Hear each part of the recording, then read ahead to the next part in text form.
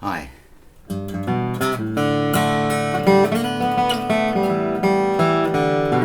I am a pilgrim and a stranger, traveling through this wearisome land.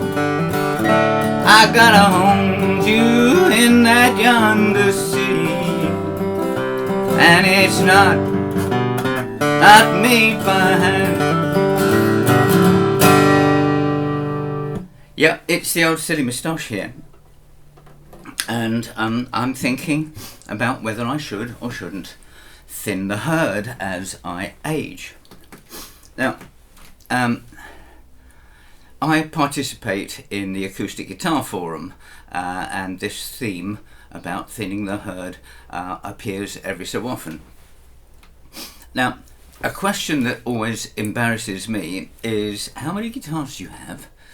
And I try to avoid it, but for the sake of this video, I'm just going to enumerate briefly what I have, what I've assembled over pretty much the last 25 years. I have 3 dreadnoughts. I have that lovely Santa Cruz Jumbo. I have one O auditorium that I use a lot for teaching. I have 4 00 grand concerts, if you include a Waterloo WL12, and I have one little concert size. This is my little Eastman E20P.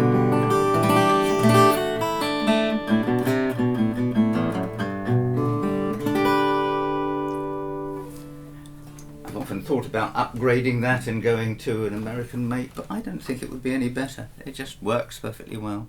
Anyway, where was I? Yes, I have 2 12 strings, both from the 60s, a Harmony and a Martin. I have 2 resonators, a Dobro square neck and a National round neck.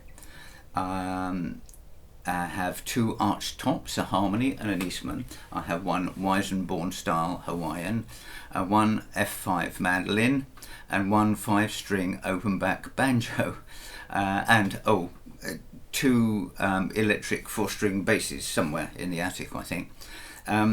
Most of them were acquired since 1999, apart from one 00 which my wife had built for me in 1998 for my 50th birthday, bless her.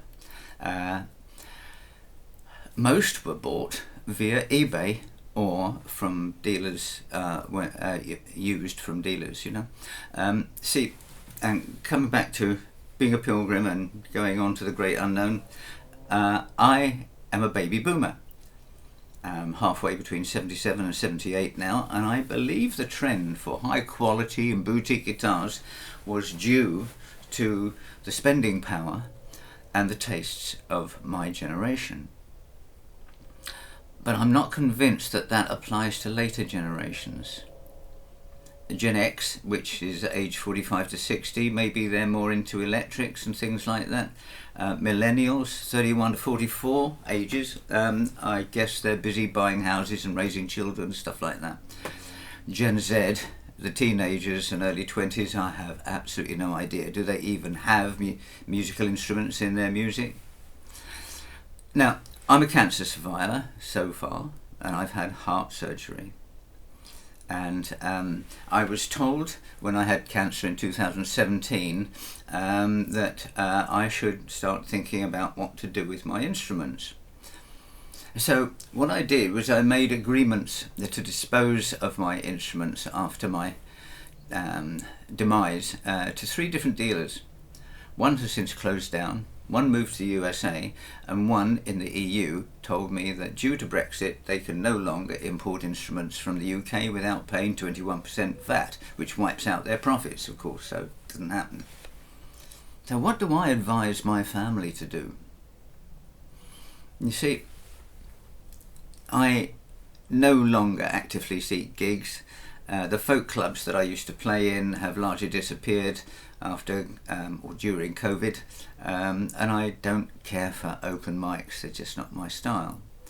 I don't enjoy travelling too far and driving at late nights and things, so that limits me even more.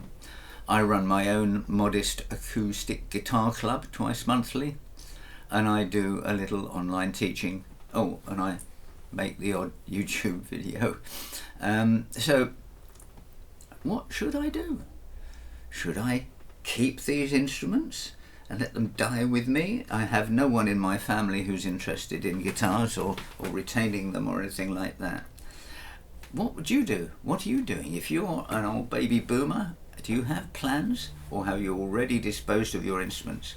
Is there a market for them now? I really don't know.